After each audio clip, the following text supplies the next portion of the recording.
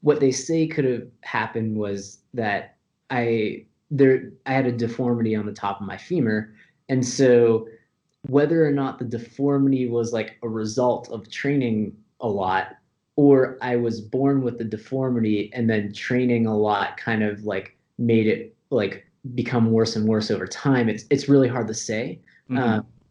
But ultimately, they said that, it really wasn't like a surgery that was life or death. It was Hmm. like you can either not get the surgery and like basically never compete again, or you can get the surgery and hopefully you should be able to compete again.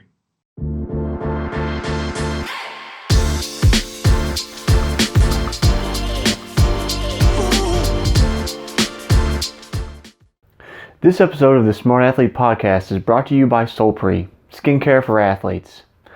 Whether you're in the gym, on the mats, on the road, or in the pool, we protect your skin so you're more comfortable in your own body. To learn more, go to solpre.com. Today on the Smart Athlete Podcast, I have a special guest who is still racing as a professional triathlete while somehow simultaneously is a PhD candidate at UC Boulder in fluid dynamics. Welcome. I said fluid mechanics, actually. Welcome to the podcast today, Mike Meehan. Hey, thanks for having me. Did I get your last name right? Is it a Meehan, yeah. hard? Okay, I was like, I didn't think it was a hard H, but I went for it. It goes either way.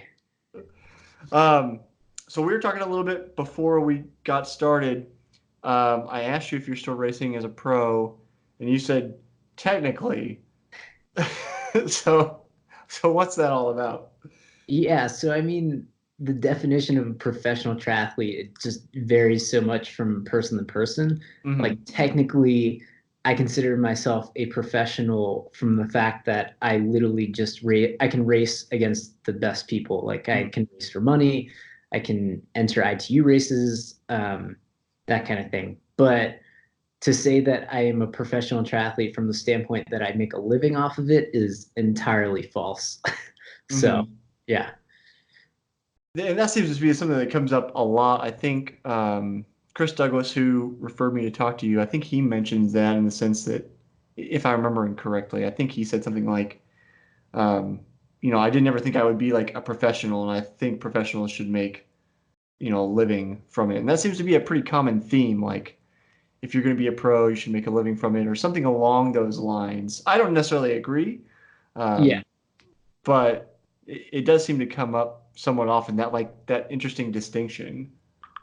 Yeah, no, it's definitely hard to it's hard to say exactly that distinction. I mean, just because there really is not a fine line. Like you need to make such and such amount of money from a sponsor to be considered a professional. It's kind of Hmm. yeah. There's no guidelines for that. So I kind of think about it in terms of like anybody who has their elite license is a professional to me, just because, I mean, what we're dealing with as a sport for triathlon is like you're not dealing with basketball. You don't have the audience to justify the salaries for all of the athletes like you right, would for basketball or other like major sports. So it's like you, you have the physical ability to compete at that level. It's just that like you could be a professional curler, but you're right, probably not going to make a living from it. right. But you're still a professional because you compete at the like. So that's my bend, I guess. Yeah, yeah. Um, It all depends on how you feel. I feel like so. what do you have any idea like what percentage of the pro field do you think makes their living just doing that? Like they're not doubling anything else. They're not, painting houses on the side. They're just racing.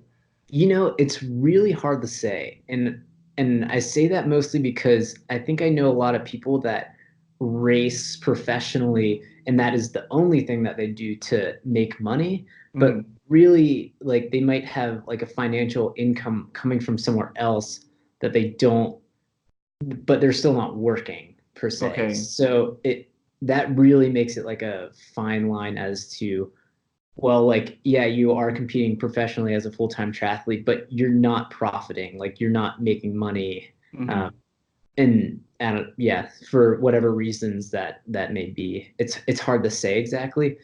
of like maybe the people that I feel like are making enough money so that they can live off just being a professional triathlete, maybe 15% of the people that would be in a pro field, Mm-hmm. maybe. Yeah. So And I know, I don't want to forget you said people are getting money from elsewhere. I want to come back to that.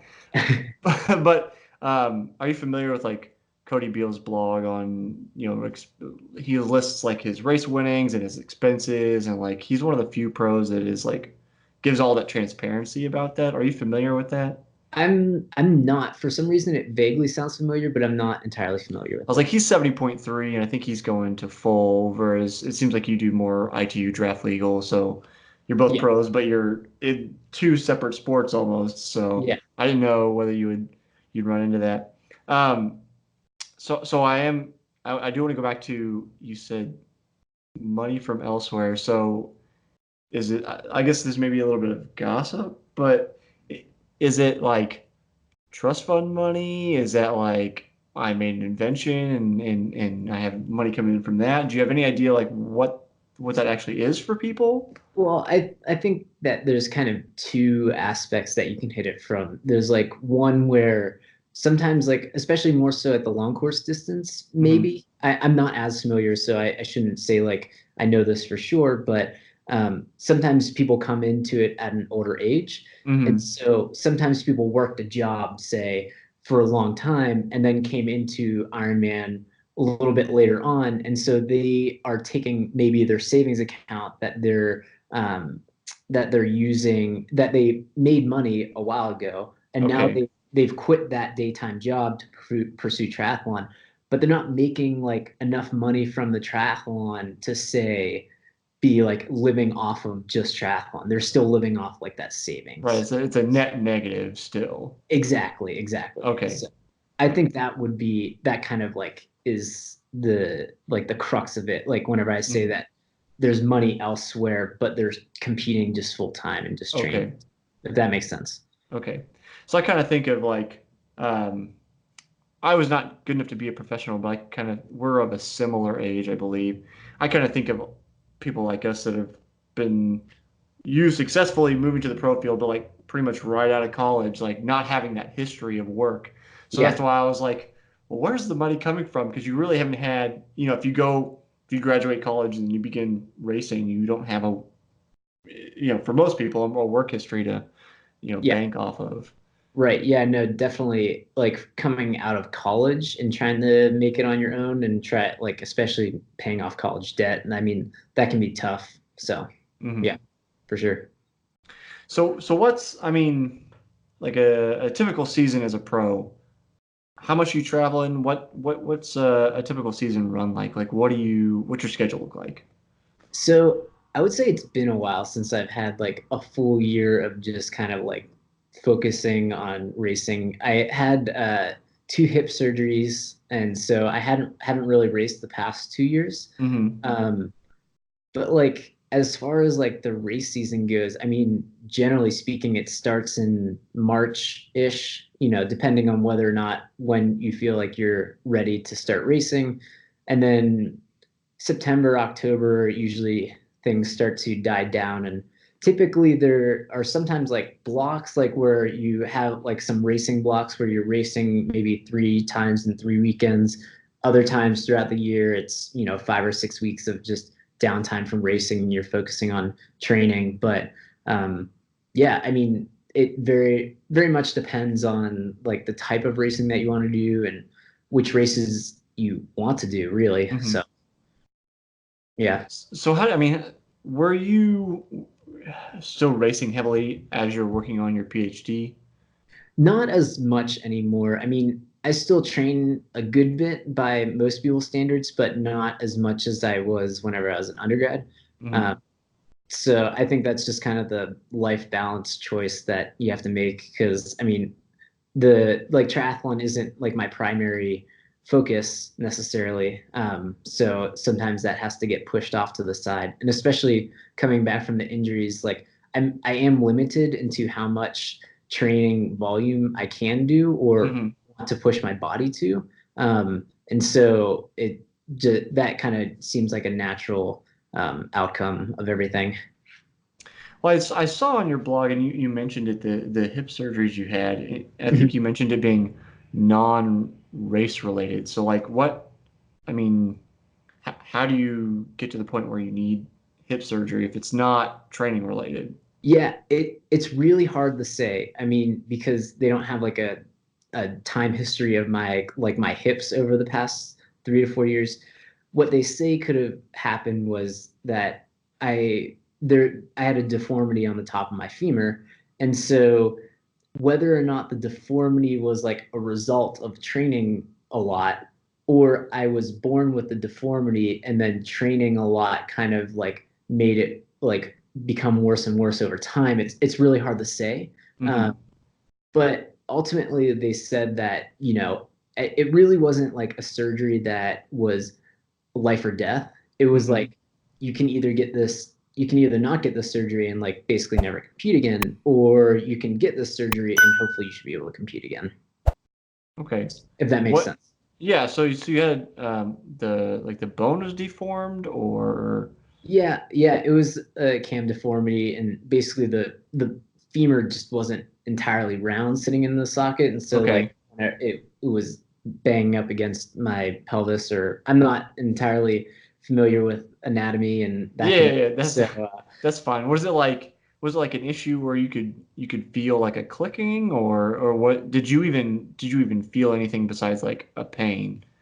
so it was mostly a pain with impact. So Okay. anytime I did like an impact type of movement, like particularly running, that Hmm. was whenever I felt it the most. If I didn't really feel it all that much swimming or even riding necessarily, but like if I would push off the wall weird whenever I swam like really hard and in a different kind of motion, I could feel it.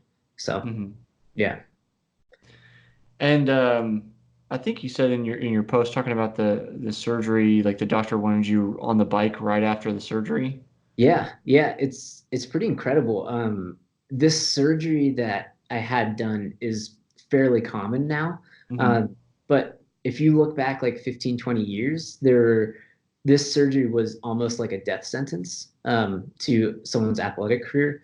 So it's this type of thing that is actually advancing it and making it easier and easier for people to get this operation then still recover from it. And one of the advances that people found was that you want to get that hip moving as quickly as possible after surgery.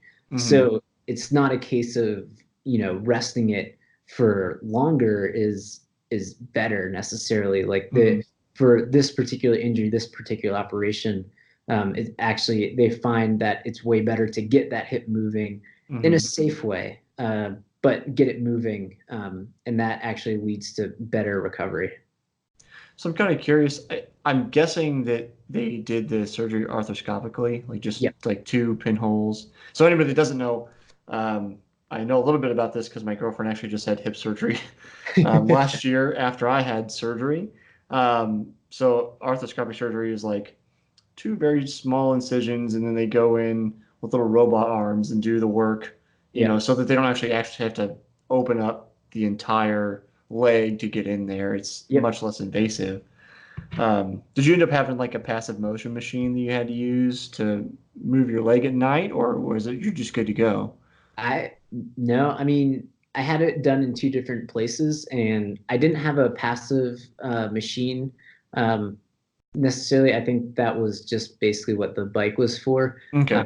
and so, but like one surgeon had it a little bit more fixed with like a brace, the other surgeon didn't have the brace. Yeah, that was nothing too drastically different between them though.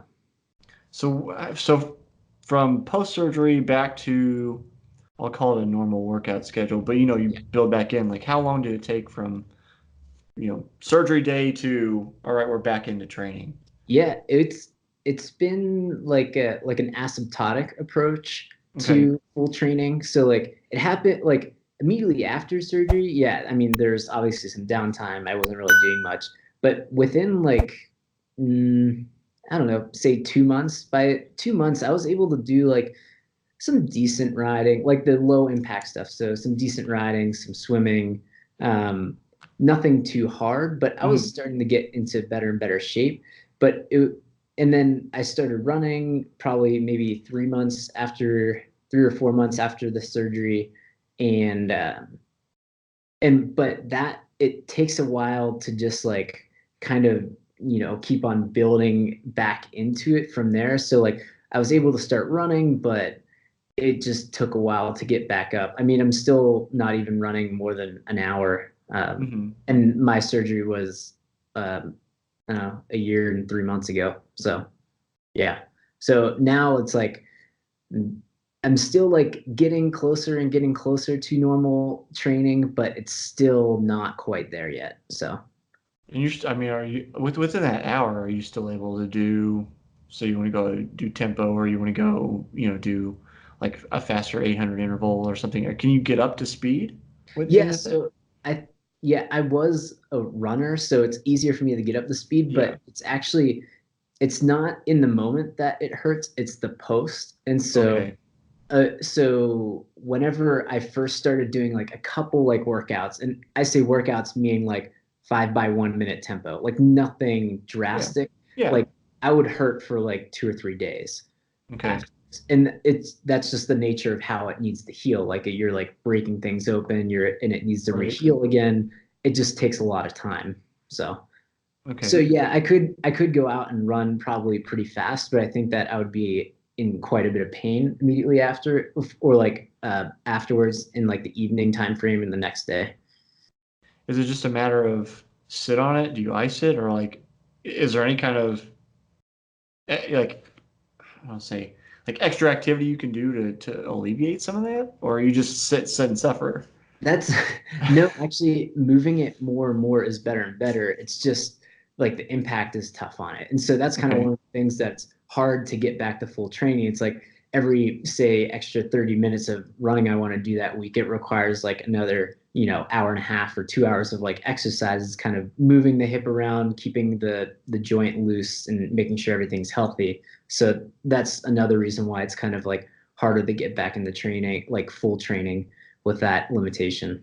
So it's effectively like I'll call it the fifth discipline because the fourth discipline's transition. Yeah. So so instead of triathlon, it's a pentathlon now. Amazing how it keeps on growing, the Yeah, knowledge. so it's always something else, and then you add recovery, and then nutrition, and it's just like how do you keep up with it all? Right.